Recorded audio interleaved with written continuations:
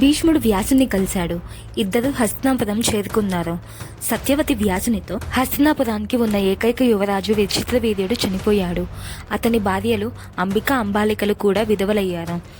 ఇంతవరకు సంతాన ప్రాప్తి జరగలేదు. భీష్ముడేమో ఆజన్మంతం బ్రహ్మచర్యం పాటిస్తానని ప్రతిజ్ఞ చేశాడు. కాబట్టి నీ అంశతో నా కోడళ్లకు సంతాన ప్రాప్తిని కలిగించు అని కోరింది. దానికి వ్యాసుడు, అమ్మా, నేనిచ్చిన మంత్రాలతో నేను చెప్పిన విధంగా దీక్ష కొనసాగిస్తే 9 నెలలకి నీ కోడళ్ళు పండంటి బిడ్డలకు జన్మనిస్తారు అని అన్నాడు. అది విన్న సత్యవతి, నాయనా, ఇప్పుడు అంత సమయం లేదయ్యా. రోజు రోజుకు శత్రువులు పెరిగిపోతున్నారు. సింహాసనంపై అందరికీ ఆశ పుడుతుంది.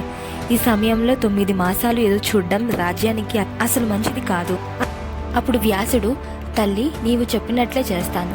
నీ కోడల్ని మంత్రజలాలతో స్నానం ఆచరించి నా ఎదురుగా వచ్చి మంత్రించిన ఆ స్థలంలో కూర్చోమని చెప్పు. నా తపోశక్తిని ఉపయోగించి 15 రోజుల్లో పూర్తి 9 నెలల బిడ్డగా పుట్టే కార్యాన్ని జరిపిస్తాను అని అన్నాడు. ఆ మంత్రించిన స్థలంలో అంబికను కూర్చోమని తన తపోశక్తితో దైవిక శిశువును సృష్టిస్తుంటే, వ్యాసుడు అడవిలో నుండి వచ్చినవాడు కాబట్టి అతని భయంకరమైన ఆకారం, ఒళ్ళంతా వెంట్రుకలతో ఉండడం చూసిన అంబిక భయపడి ఆ ప్రక్రియ జరిగే సమయంలో కళ్ళు మూసుకుంది.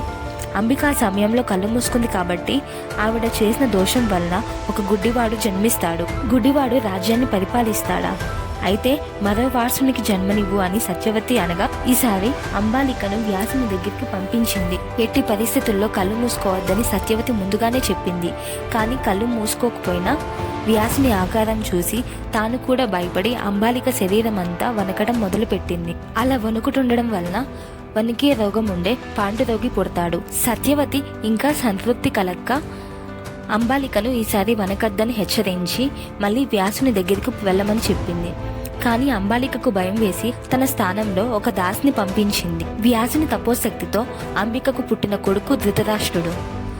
అతడు అత్యంత శక్తివంతుడు, కానీ గుడ్డివాడు. హస్తినాపురానికి రాజయ్యే మొదటి అర్హత అతనికే ఉంది. అంబాలికకు పుట్టిన కొడుకు పాండురాజు.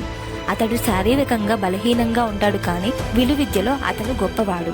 ఇక చివరగా దాసికి వ్యాసుని ద్వారా పుట్టిన కొడుకు విదురుడు. ఈ ముగ్గురంటే భీష్మునికి చాలా ఇష్టం. వాళ్ళని ఎంతో ప్రేమగా గారాబంగా పెంచాడు. యుద్ధ విద్యలు, అస్త్ర విద్యలు, వేదాలు అన్ని నేర్పించాడు. మొదటి సంతానం కావడం వలన ధృతరాష్ట్రునికి జన్మ హక్కుగా పట్టాభిషేకం జరిగింది. అతను రాజయ్యాడు. పాండురాజు సేనాధిపతిగా ఉన్నాడు. ధృతరాష్ట్రుడు రాజైనప్పటికీ రాజ్యాన్ని నడిపించడం మాత్రం పాండురాజు చేశాడు.